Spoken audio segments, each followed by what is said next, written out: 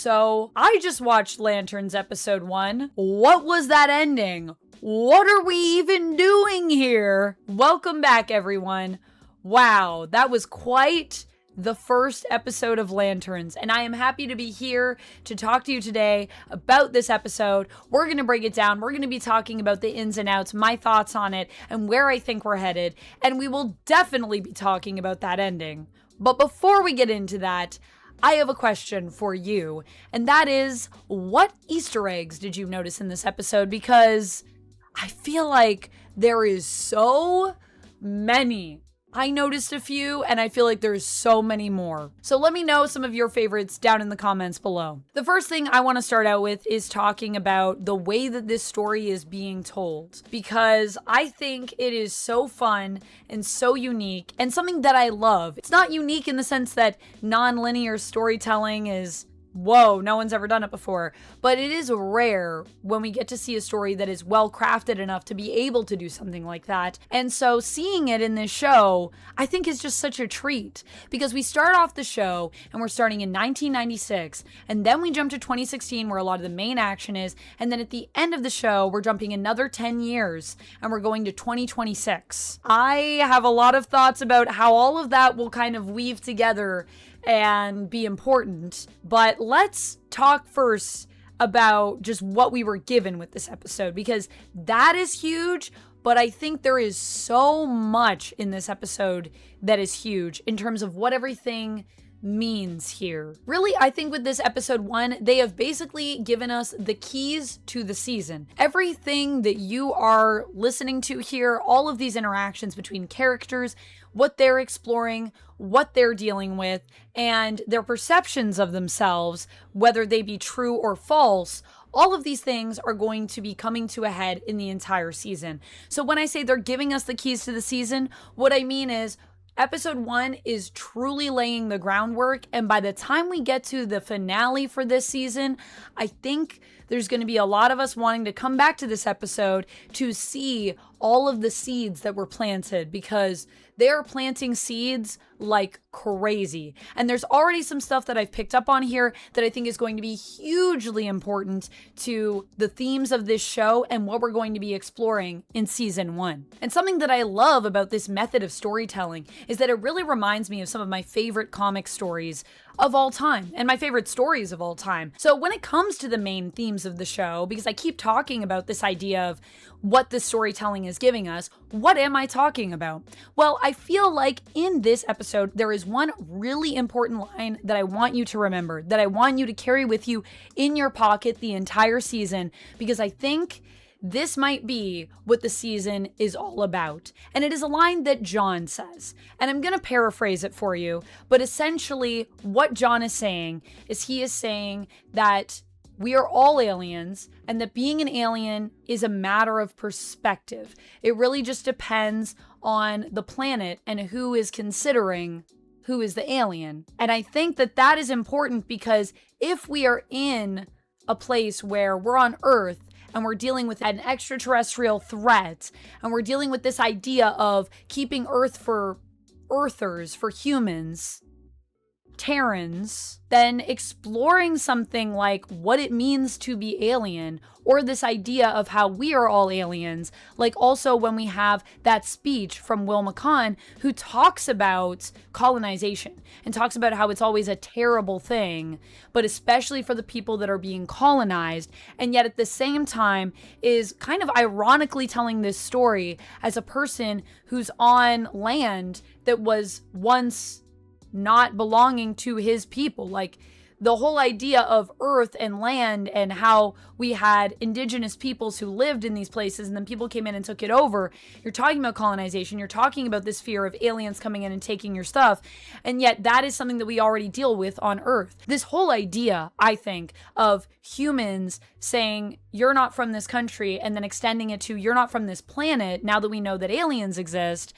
I just think that whole concept is really fascinating, and I think there's a lot that is going to be said in regards to aliens, immigrants, all of that stuff we're going to be opening up, because I feel like the connection of Green Lantern to the creator Martin Odell, who was a Jewish immigrant, created this character, and even the idea of how he based the green off of a New York subway worker who was using a railroad lantern, and the green signified that it was all good.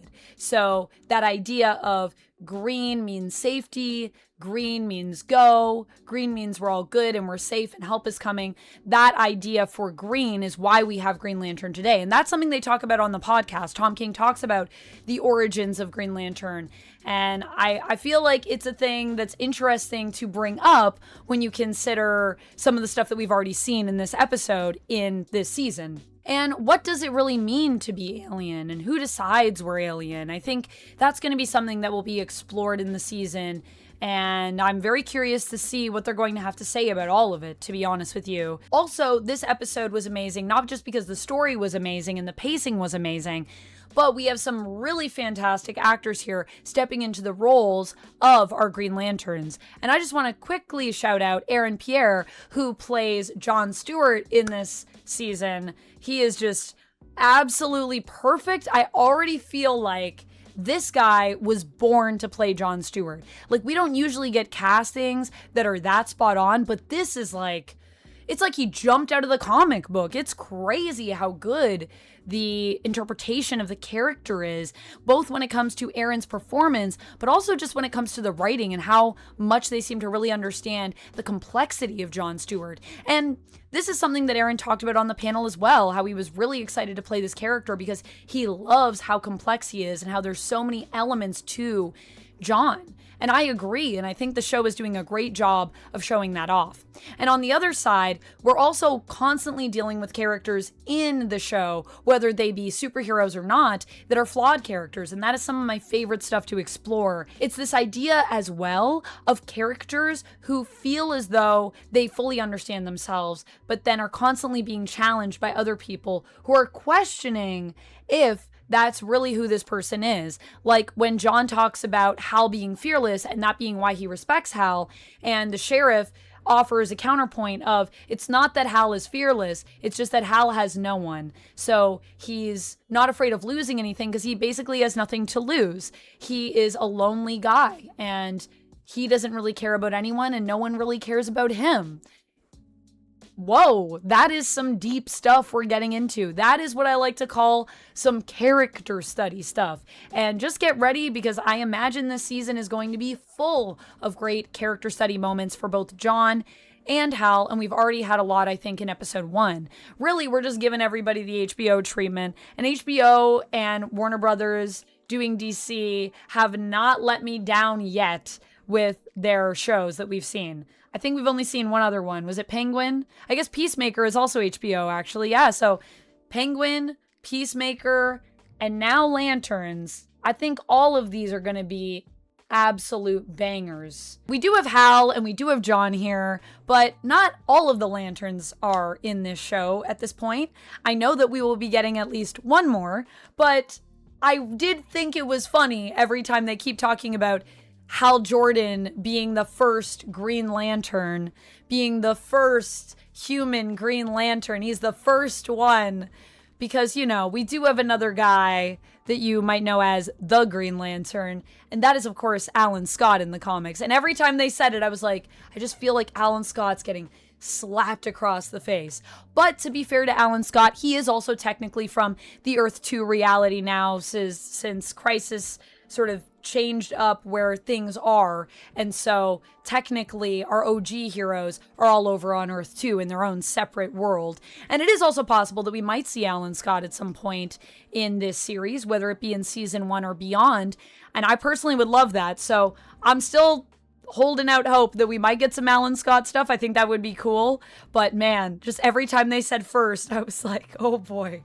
Even though technically in this reality, in this Earth, and definitely in this continuity, I believe that to be true, at least as far as we know it at this time. There is also so much going on here that we don't know, and I think that's the fun of the show, is really the mystery that we're building here. And of course we're doing a mystery for Green Lanterns because doesn't that just make the most sense? I mean, lanterns are space cops. They are people that work the beat, that they have these mysteries that come up, these crimes that they have to solve and figure out what's going on. So framing it that way and kind of having it be a sort of intergalactic, almost procedural, I think is really fascinating and works really well with lanterns. And when I think about some of my favorite lantern stories, there are elements of that in the comics that we are clearly drawing from for the tone for this show. It fits really well, in my opinion, and I love how grounded they've made it in addition to everything else. Now, that's not to say that we're not going to go to space, because don't worry, I think space will be here before you know it. We're gonna have to go there, and it's a big place, and I think that there is a lot for us to explore, especially with everything Hal has been saying about it. I'm very curious to see what it's really like and how true Hal is being, or, you know, when he's saying what he's saying, where is that coming from? Everything that people are saying in this, and this is something else that I love, feels like it's less about what's being said and more about what's not being said, or the way that people say things. So what is great about the writing in this show and the delivery in terms of the acting as well is that the lines aren't so much necessarily about the words on the page as they're about how it's being said and why it's being said, where that's coming from. I think back to that conversation that Hal and John have in the car near the beginning of the episode, where John is just calling Hal sir, and it's bugging Hal because he feels like every time John says sir, he doesn't actually mean sir. He's insulting him with each sir he says, and John just won't stop saying it. It's clear he knows it's bothering Hal, and so now he's going to keep doing it. So there is an element of that. The idea of saying something, but maybe it means something else, or maybe just the way we interpret things can also be unique. Perspective, I think, is going to be a fascinating element that we're going to play with in this series as well. So yeah, I think the story's off to a great start. I love the beginning of this mystery of what's going on. I love the fact that we're also being told the story in kind of 3 different time periods at this point. I don't know if that'll continue throughout the season, but I think that's really interesting. And I don't really know what even it all means. I feel like at this point, we're still just collecting clues, and we have to wait till the end before we can really do the full Scooby-Doo unmask, because I just don't have enough clues yet. The ending for this episode, I don't even really know what's going on. I got a lot of theories. I got like 5 theories and no answers. It could be that this could be connected to something to do with Parallax, because I definitely think Hal is in some denial and he's not really fully dealing with the fear that he comes up against. And yes, he has a very strong will, but it does feel like there's something eating away at him. There's a lot of characters that are talking about that sadness in him, or this idea that maybe he is actually looking for death, and what's going on with the character, and why doesn't he wear the suit anymore? I mean, something is shifting with Hal, and I'm curious to see what that means. And I'm wondering even if he is truly a Green Lantern anymore, and if John was supposed to take over a while ago. I don't know. Can you lose your status as a Green Lantern? I believe you can, so we'll have to wait and see. But the other thing that I'm thinking is, just like we saw the consciousness construct of Hal near the beginning of this episode, is it possible that this could be one of those? Or could it be an alien in disguise? We know there are 14 different species that can disguise themselves, so it is possible this could be an alien under the guise of Hal. It's possible it could be a consciousness construct. It's possible that maybe Hal is in some kind of stasis. I don't know. He could also genuinely be dead. We're constantly talking about how in order for John to get the ring, Hal would need to die. We talk about Hal's origin in this, and Abin Sur, and how Hal got the ring and Abin Sur died. So maybe Hal is dead and John is Green Lantern now. But if that's the case, John looks like he's fully Green Lantern. Just the way he carries himself and moves in 2026, I can see that. But he does drive over. He doesn't fly over. And I don't think he has the ring. And he also seems to look at Hal's hand as though he's looking for the ring. So really, I have no idea. But I can't wait to find out more. What I know is I think this show is very smart. I think the idea of this being called even just lanterns is really smart, because there's a lot of other lanterns out there other than just green lanterns, as we well know. There are blue lanterns and red lanterns and violet lanterns and white lanterns and black lanterns and all sorts of lanterns, orange lanterns, yellow lanterns. We got the whole rainbow here. We got a whole spectrum. So I feel like calling the show Lanterns and not Green Lanterns, to me, means we may even be opening it up to some other colors. Now, I don't know if that'll happen in season 1, but I wouldn't be surprised if we at least got one more color, one more little taste. And I mean, could be yellow, could be red. I think there's a lot that you can play with if you want to play with something that's kind of a foil to the green. But I'm curious to see where it takes us. And I definitely think all of the choices that they've made here in this episode and beyond are going to be very calculated. So I hope we all pay attention. That's all I have for this one, friends. Thank you so much for taking the time out of your day to watch this video. I hope you enjoyed hearing my thoughts on lanterns. Let me know your thoughts on this episode. Did you like it? Did you not like it? Why or why not? What do you think is going on? Do you think everyone is an alien? I'm like really paranoid. I think like anyone could be an alien. I don't even know. I'm like, is the sheriff an alien? Probably not. But her family? Maybe. I don't know. Anyone could be anyone at this point, and that's what I love about this. So let me know your thoughts down in the comments. I'll see you down there. And until next time, friends, as always, stay nerdy. Bye! And if you love when I talk about lanterns and superheroes, man, you need to check this out next, because this is a must watch.